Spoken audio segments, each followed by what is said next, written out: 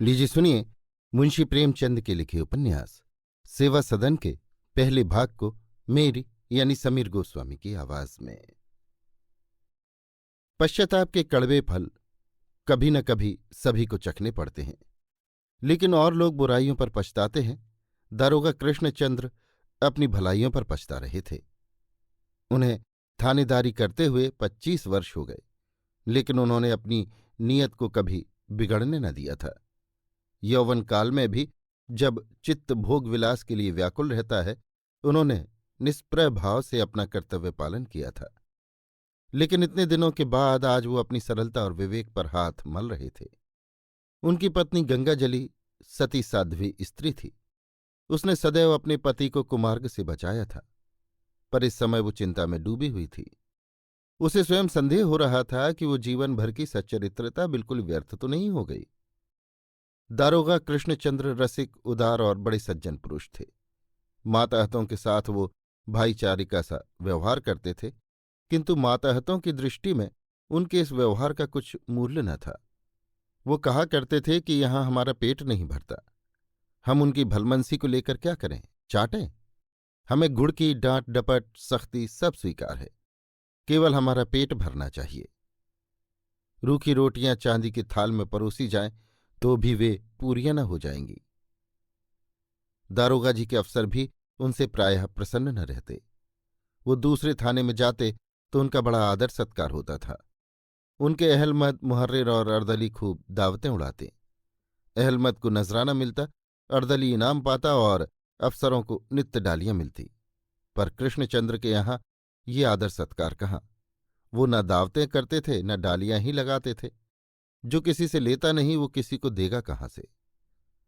दारोगा कृष्णचंद्र की इस शुष्कता को लोग अभिमान समझते थे, लेकिन इतना निर्लोभ होने पर भी दारोगा जी के स्वभाव में किफायत का नाम न था।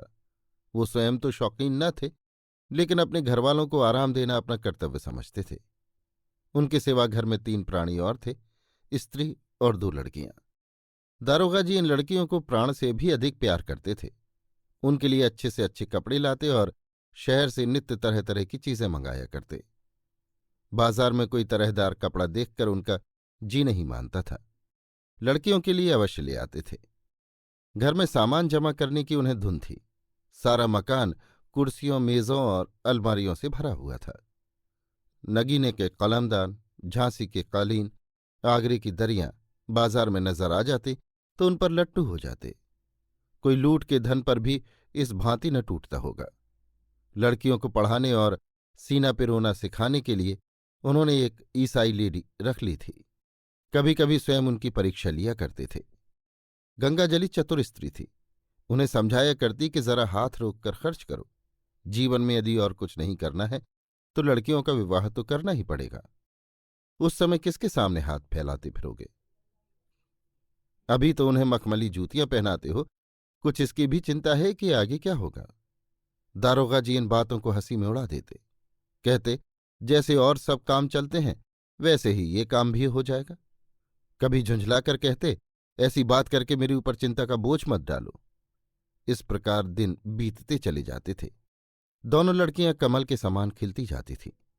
बड़ी लड़की सुमन सुंदर, चंचल और अभिमानी थी।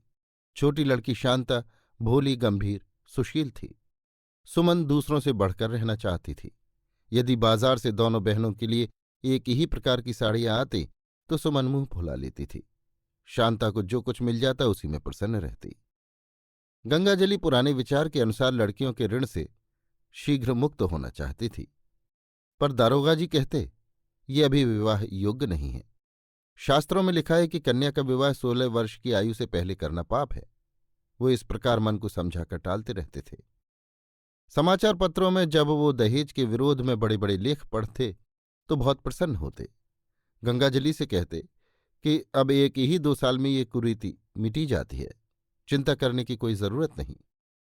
यहां तक कि इसी तरह सुमन को 16वां वर्ष लग गया। अब कृष्णचंद्र अपने को अधिक धोखा न दे सके। उनकी पूर्व निश्चिंतता वैसी न थी जो अपनी सामर्थ्य के ज्ञान से उत्पन्न होती है। उसका मूल कारण उनकी अकर्मण्यता थी। उस पथिक की भांति जो दिन भर किसी वृक्ष के नीचे आराम से सोने के बाद संध्या को उठे और सामने एक ऊंचा पहाड़ देखकर हिम्मत हार बैठे। दारोगा जी भी घबरा गए, वर की खोज में दौड़ने लगे। कई जगहों से टिप्पणियां मंगवाई। वो शिक्षित परिवार चाहते थे। वो समझते थे कि ऐसे घरों में लेन देन की चर्चा न होगी, पर उन्हें देखकर बड़ा आश्चर्य हुआ कि वरों का मोल उनकी शिक्षा के अनुसार है। राशि वर्ण ठीक हो जाने पर जब लेन देन की बात होने लगती, तब कृष्णचंद्र की आंखों के सामने अंधेरा छा जाता था। कोई 1000 सुनाता, कोई 5000 और कोई इससे भी आगे बढ़ जाता। बेचारे निराश होकर लौट आते। आज 6 महीने से दारोगा जी इसी चिंता में पड़े हैं।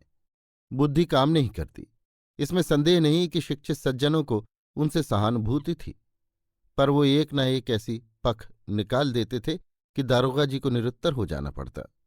एक सज्जन ने कहा, महाशय, मैं स्वयं इस कुप्रथा का जानी दुश्मन हूं, लेकिन क्या करूं, अभी पिछले साल लड़की का विवाह किया, 2000 रुपये केवल दहेज में देने पड़े, 2000 खाने पीने में खर्च पड़े।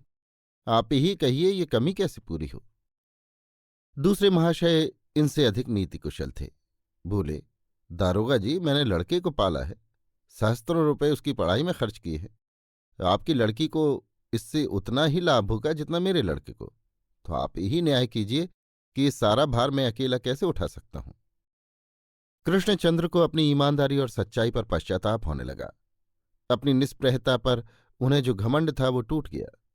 सोच रहे थे कि यदि मैं पाप से न डरता तो आज मुझे यों ठोकरें न खानी पड़ती। इस समय दोनों स्त्री पुरुष चिंता में डूबे हुए थे।